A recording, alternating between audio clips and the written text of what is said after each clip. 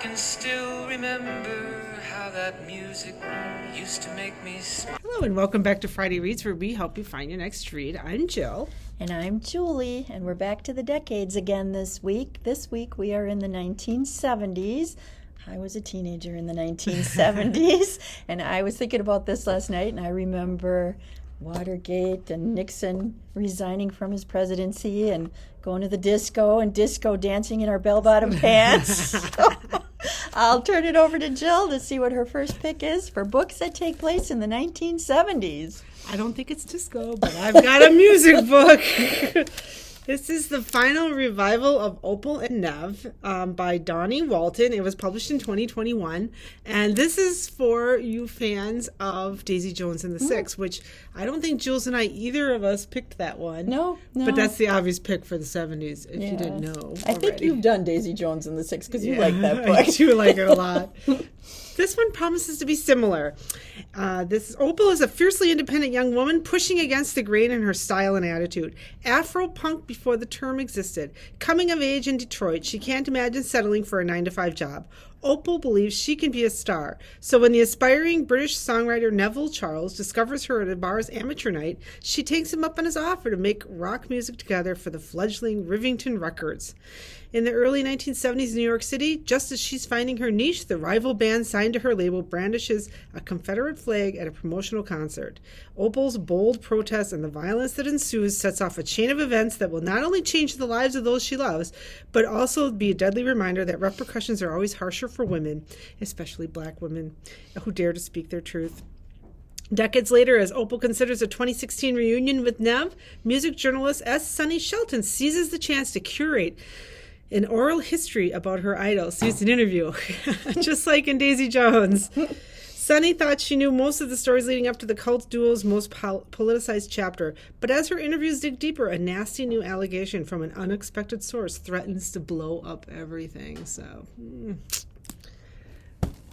that's my first recommendation.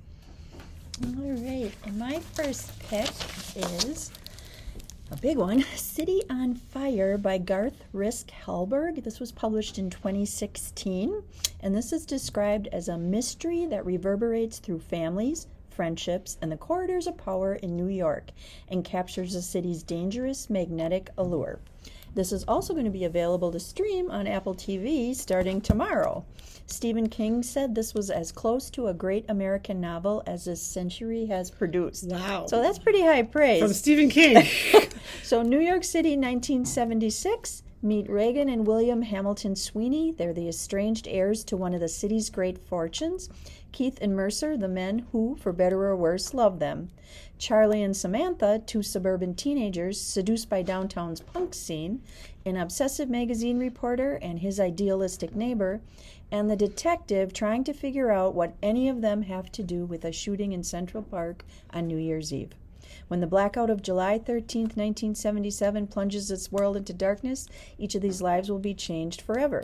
It's an unforgettable novel about love and betrayal, about art and truth, rock and roll, about what people need from each other in order to live, and about what makes the living worth doing in the first place. So, check out City on Fire, the book or the streaming on Apple TV starting tomorrow. My next one is called Take My Hand. This is by Dolan Perkins Valdez. This is inspired by true events about a black nurse in post-segregation Alabama who blows the whistle on a terrible wrong done to her patients. Montgomery, Alabama, 1973, fresh out of nursing school, Sybil Townsend has big plans to make a difference, especially in her African-American community. At the Montgomery Family Planning Clinic, she intends to help women make their own choices with their lives and their bodies. But when her first week on the job takes her down a dusty country road to a worn-down one-room cabin, she's shocked to learn her new patients are children, just 11 and 13 years old. Neither of the Williams sisters even kissed a boy. But they are poor and black, and for those handling the family's welfare benefits, that's reason enough to have the girls on birth control. As Sybil grapples with her role, she takes India, Erica, and her family into her heart, until one day she arrives at the door to learn the unthinkable has happened, and nothing will ever be the same for any of them. So, take my hand. My second pick is Beneath the Lion's Gaze. This was published back in 2010. It's an epic tale of a father and two sons, of betrayals and loyalties, and of a family unraveling in the wake of Ethiopia's revolution. This memorable, heartbreaking story opens in Addis Ababa, Ethiopia, 1974, on the eve of revolution. Jonas kneels in his mother's prayer room, pleading to his God for an end to the violence that has wrecked his family and his country. His father, a prominent doctor, has been ordered to report to jail after helping a victim of state-sanctioned torture to die. And Dawit, Halu's youngest son, has joined an underground resistance movement, a choice that will lead to more upheaval and bloodshed across a ravaged country. This book tells a gripping story of family, of the bonds of love and friendship set in a time and place that's really rarely explored in fiction. It's a story about the lengths humans go in pursuit of freedom and the human price of a national revolution. It was described as being emotionally gripping, poetic, and indelibly tragic. And this was a powerful debut novel for Maza Mengistu, if I'm pronouncing the name right. So check out Beneath the Lion's Gaze. I have a thing for debut novels because I feel like the author has more passion. Anyways, this is my last pick that has music. I'm sorry. Songs in Ursa Major by Emma Brody. This was published in 2021. It's also the 70s music scene in it. So, the year is 1969, and the Baleen Island Folk Festival is abuzz with one name, Jessie Reed. Tall and soft-spoken with eyes blue as a stonewashed denim, Jessie Reed's intricate guitar riffs and supple baritone are poised to tip from fame to legend with this one headlining performance. That is until his motorcycle crashes on the way to the show. Jane Quinn is a Baleen Island local whose music flows as naturally as her long blonde hair. When she and her bandmates are asked to play in Jessie Reed's place at the festival, it almost doesn't seem real. But Jane plants her bare feet on the main stage and delivers the performance of a lifetime, stopping Jessie's disappointed fans in their tracks. A star is born. Jessie stays on the island to recover from a near-fatal accident, and he strikes up a friendship with Jane, coaching her through the production of her first record. As Jane contends with the music industry's sexism, Jessie becomes her advocate, and what starts as a shared calling soon becomes a passionate love affair. On tour with Jessie, Jane is so captivated by the giant stadiums, the late nights, the wild parties, and the media attention that she is blindsided when she stumbles into the dark secret beneath Jessie's music. With nowhere to turn, Jane must reckon with the shadows of her own past. What follows is the birth of one of the most iconic albums of all time. Shot through the lyrics, the icons, the lore, and the adrenaline of the early 1970s music scene, Songs in Ursa Major pulses with romantic longing and asks the question as so many female artists must face: what are we willing to sacrifice for our dreams? So, yeah. My next pick, I'm back in New York City again. So this is Let the World Spin by Colum McCann, and this was published back in 2009. In the dawning light of a late summer morning, the people of Lower Manhattan stand hushed, staring up in disbelief at the Twin Towers. It's August 1974, and a mysterious tightrope walker is running, dancing, leaping between the towers, suspended a quarter-mile above the ground. In the streets below, a slew of ordinary lives become extraordinary in this book. Let the Great World Spin is the critically acclaimed author's most ambitious novel, is how it was described. So we'll see. Corrigan, a radical young Irish monk, struggles with his own demons as he lives among the prostitutes in the middle of the burning Bronx. A group of mothers gathers in a Park Avenue apartment to mourn their sons who died in Vietnam, only to discover just how much divides them, even in their grief. A young artist finds herself at the scene of a hit and run that sends her own life careening sideways. Tilly, a 38-year-old grandmother, turns tricks alongside her teenage daughter, determined to not only take care of her family, but to prove her own worth. Elegantly weaving together these and other seemingly disparate lives, the author's powerful allegory comes alive in the unforgettable voices of the city's people, unexpectedly drawn together by hope, beauty, and the artistic crime of the century. A sweeping and radical social novel, Let the Great World Spin captures the spirit of America in a time of transition, extraordinary promise, and in hindsight, heartbreaking innocence. So, Let the Great World Spin, all drawn together by the tightrope walker at the Twin Towers. Wow, and the Twin Towers aren't even there anymore. Book of Cold Cases by Simone St. James. If you don't know Simone St. James, she writes a lot of creepy, ghostish stories. So, and I like her. This one is starts in 1977. 1977, Clear Lake, Oregon was shaken by the Lady Killer murders. 2 men, seemingly random, were murdered with the same gun, with strange notes left behind. Beth Greer was the perfect suspect, a rich, eccentric 23-year-old woman seen fleeing one of the crimes, but she was acquitted and then she retreated to the isolation of her mansion. Oregon 2017, Shea Collins is a receptionist, but by night she runs a true crime website, The Book of Cold Cases. A passion fueled by attempted abduction she escaped as a child. When she meets Beth by chance, Shea asks for an interview. To Shea's surprise, Beth says yes. They meet regularly at Beth's mansion, though Shea is never comfortable there. Items move when she's not looking, and she could swear she's seen a girl outside the window. The allure of learning the truth about the case from a smart, charming Beth is too much to resist. But even as they grow closer, Shea senses something isn't right. Is she making friends with a manipulative murderer, or are there other dangers lurking in the darkness of the Greer household? So, yeah. That book on my list of books to read, actually, so I haven't read her. My fourth pick, still in New York City, Jill, is Burn, Baby, Burn by Meg Medina. This was published back in 2016. Nora Lopez is 17 during the infamous year 1977 in New York.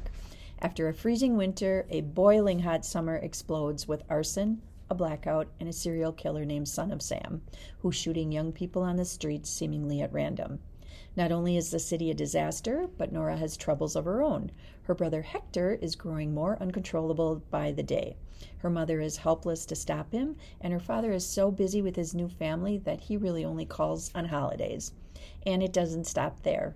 The Supers after her mother to pay their overdue rent, and her teachers are pushing her to apply for college. But all Nora really wants is to turn 18 and be out on her own. There is a cute guy who started working with her at the deli, but is dating even worth the risk when the killer especially likes picking off couples who stay out too late. Ooh. So, Meg Medina transports readers to a time when New York seemed about to explode, with temperatures and tempers running high, to discover how one young woman faces her fear as everything around her seems to self-destruct. So, burn, baby, burn. So I admit this next one I picked because of the title. It is called Looking for Salvation at the Dairy Queen. That's by my favorite Susan title. Craig Gilmore. It's a great title. It was published in 2008. It is the early 1970s. The town of Ringgold, Georgia has a population of 1923. 1 traffic light, 1 Dairy Queen, and 1 Catherine Grace Klein. The daughter of Ringgold's 3rd-generation Baptist preacher, Catherine Grace is quick-witted, more than a little stubborn, and dying to escape her small-town life. Every Saturday afternoon, she sits at the Dairy Queen eating deli bars and plotting her getaway to Atlanta. And when, with the help of a family friend, the dream becomes a reality, she immediately packs her bags, leaving her family and the boy she loves to claim the life she's always imagined. But before things have even begun to get off the ground in Atlanta, tragedy brings Catherine Grace back home. As a series of extraordinary events after her perspective and sweeping changes come to Ringgold itself, Catherine Grace begins to wonder if her place in the world may actually be, against all odds, right where she began. So, yeah, trying to get away, called back home. Sounds so familiar. Oh, that's another place I spent a lot of time at high school, Dairy Queen. I had a Dairy lot of Queen? friends who worked at the Dairy Queen and made us gigantic ice cream cones. My last pick, I went to nonfiction, and this is Chasing Phil, The Adventures of 2 Undercover Agents with the World's Most Charming Con Man. This is by David Howard, and this was published back in 2017. It's a thrilling true crime caper bursting with colorful characters and awash in 70s glamour based on the FBI's first white-collar undercover sting. 1977, the Thunderbird Motel. Jim Weddick and Jack Brennan, 2 fresh-faced maverick FBI agents, were about to embark on their agency's first wire-wearing undercover mission. Their target? Charismatic globe-trotting con man Phil Kitzer, whom some called the world's greatest swindler. From the Thunderbird, the 3 men took off to Cleveland, to Miami, to Hawaii, to London, meeting other members of the crime syndicate known as the Fraternity at each stop and witnessing the big cons that were pulled. As the young agents became further entangled in the swindler's outrageous schemes over the next year, they also grew to respect him, even care for him. And Kitzer began to think of Weddick and Brennan like sons, schooling them in everything from writing bad checks to picking up women. Kitzer was at the center of dozens of multi-million-dollar scams, but the FBI was reluctant to turn its attention away from the anti-communist initiatives left over from J. Edgar Hoover's tenure. Weddick and Brennan disobeyed direct orders again and again on their year-long adventure with Phil, but ultimately they triumphed and took down the fraternity. The case resulted in dozens of arrests and forever changed the FBI, ushering in an era of undercover work and a focus on organized and white-collar crime that continues to this day. The bonds that Kitzer formed with Weddick and Brennan amazingly survived his arrest. They convinced Kitzer to work for them after he'd been caught. The relationship between these three formed the emotional center of this jet-setting sting. Anchored by big characters, Chasing Phil is high drama and great fun, and it's delivered by an effortless storyteller. So, Chasing Phil. Awesome. Well, we hope we helped you find something to read if you want to take a trip back to the 70s. Stay tuned. Next week we'll be in the 1980s. We thank you for watching. You can find us on our Facebook page and on our YouTube channel. So until next time, bye-bye. Bye.